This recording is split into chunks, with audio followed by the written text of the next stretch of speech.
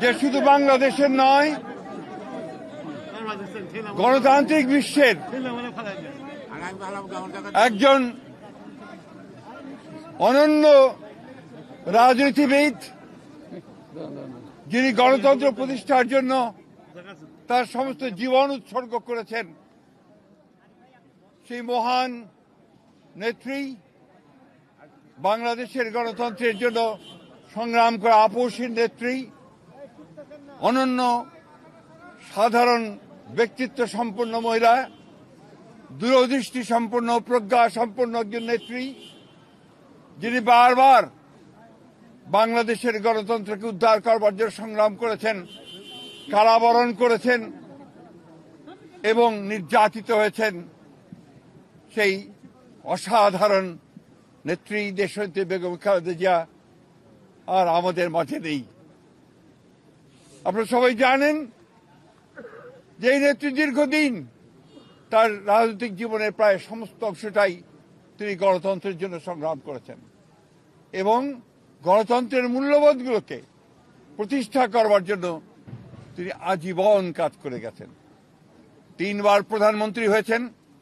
যখন প্রধানমন্ত্রী হয়েছেন তখন গণতন্ত্রকে প্রাতিষ্ঠানিক রূপ দেওয়ার জন্য তিনি কাজ করেছেন, জনগণের উন্নয়নের জন্য কাজ করেছেন। আর যখন বিরোধী দল ছিলেন তখন তিনি একইভাবে সেই গণতন্ত্রকেই প্রাতিষ্ঠানিক রূপ দেওয়ার চেষ্টা করেছেন। প্রিয় সাংবাদিক বন্ধুগণ, আজকে সেই নেত্রীর ইন্তেকালে বাংলাদেশের রাজনৈতিক ইতিহাসে এক অপূরণীয় ক্ষতি সাধিত হল এবং এই ক্ষতির পূরণ সহজে সম্ভব নয়। আজকে এমন একটা সময়ে তিনি চলে গেলেন যখন তাকে সবচেয়ে বেশি প্রয়োজন ছিল, যখন গণতন্ত্রের উত্তরণের জন্য আমরা একটা নির্বাচনের দিকে জাতি যাচ্ছে, যখন সমস্ত জাতি তৈরি হয়েছে, নির্বাচন করে একটা গণতান্ত্রিক ব্যবস্থাকে প্রতিষ্ঠিত করবে, সেই সময় তিনি আমাদেরকে ছেড়ে চলে গেলেন।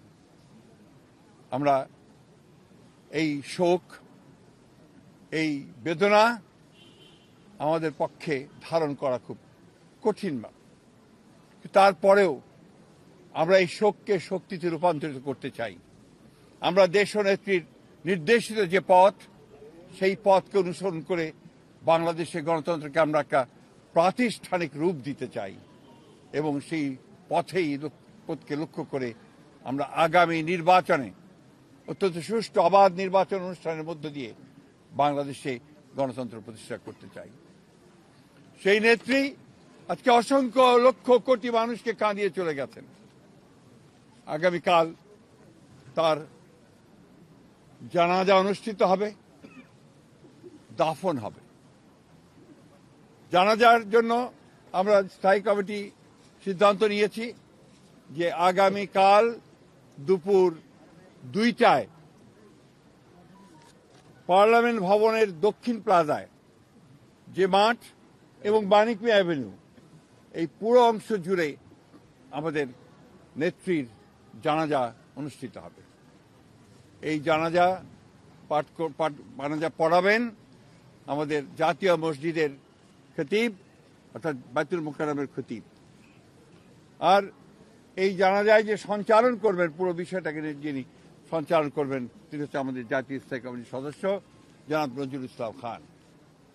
এরপরে আমাদের স্বাধীনতার ঘোষক, বহুদলীয় গণতন্ত্রের প্রবর্তক, বাংলাদেশের আরেক কিংবদন্তির নেতা, যাকে রাখাল রাজা বলে এই দেশের মানুষ, তার মাজারে, তারই পাশে আমাদের এই মহান নেত্রীকে সমাধিস্থ করা হবে, দাফন করা হবে।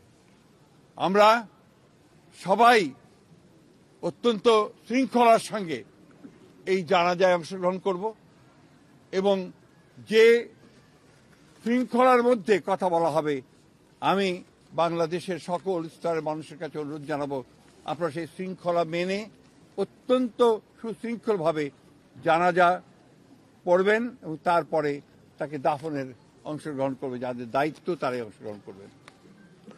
অনুরোধ থাকবে আপনাদের কাছে যে আপনারা কেউ এই নিয়ম ভঙ্গ করে শুধুমাত্র ছবি তোলার জন্য সামনের দিকে এগিয়ে যাবেন না এবং ব্যাহত করবেন না এই পুরো কর্মসূচিকে। আপনাদের আমরা বিশ্বাস করি দেশনেত্রীর প্রতি আপনাদের যে সম্মান, যে শ্রদ্ধা, সেটাকে অটুট রাখার জন্য আপনারা সেই শৃঙ্খলা রক্ষা করবেন এবং সর্বাত্মকভাবে সহযোগিতা করবেন এই জানাজা এবং দাফন কার্য সুচারুরূপে সমাধা করতে। সব শেষে আবারও পরম করুণাময় আল্লাহ তাআলার কাছে এই দোয়া চাই যে আল্লাহ তাআলা তাকে যেন বেহেশত নসিব করেন। আমাদের ভারপ্রাপ্ত চেয়ারম্যান জনাব তারেক রহমান, তার জ্যেষ্ঠ পুত্র, তাকে যেন তিনি সেই শক্তি দেন যে এই যে দায়িত্ব পালন করবার শক্তি যেন তাকে দেন এবং তার পরিবারকে সেই শক্তি দেন এই শোককে সহ্য করবার জন্য। আসুন আমরা আজকে সবাই এই শোককে শক্তিতে রূপান্তরিত করে বাংলাদেশ জাতীয়তাবাদী দলকে একটা অপ্রতিরোধ দল হিসেবে গড়ে তুলি। বাংলাদেশকে সত্যিকার অর্থেই একটা গণতান্ত্রিক রাষ্ট্র হিসেবে আমরা প্রতিষ্ঠিত করি। সবশেষে আবারও আপনাদেরকে ধন্যবাদ জানিয়ে আপনাদের সকলের সহযোগিতার জন্য বিশেষ করে এবং আপনারা জানেন যে ইতিমধ্যেই সরকারের তরফ থেকে 3 দিন শোক দিবস ঘোষণা করা হয়েছে, আগামীকাল ছুটি ঘোষণা করা হয়েছে এবং আপনারা ইতিমধ্যে জানেন যে প্রধান উপদেষ্টা তিনি বাণী দিয়ে কথা বলেছেন, আপনাদের সামনে জাতির সামনে কথা বলেছেন এবং সেজন্য আমরা সর্বাত্মক সহযোগিতার জন্য আমরা সরকারকে ধন্যবাদ জানাচ্ছি। সেই সঙ্গে দলের পক্ষ থেকে আপনারা জানেন যে 7 দিনের শোক ঘোষণা করা হয়েছে। এই 7 দিন আমাদের কালো পতাকা আমরা ধারণ করব, কালো ব্যাজ ধারণ করব, কালো পতাকা উঠবে প্রত্যেকটি কার্যালয়ের, আমাদের দলীয় কার্যালয়ে এবং প্রত্যেক কার্যালয়ে দোয়া পড়া হবে, কোরআন তেলাওয়াত হবে। এই বিষয়গুলো আপনারা সবাই পালন করবেন। আমরা আবারও সকলকে সহযোগিতা করার আহ্বান জানিয়ে আমরা আজকে শেষ করছি। আসসালামু আলাইকুম।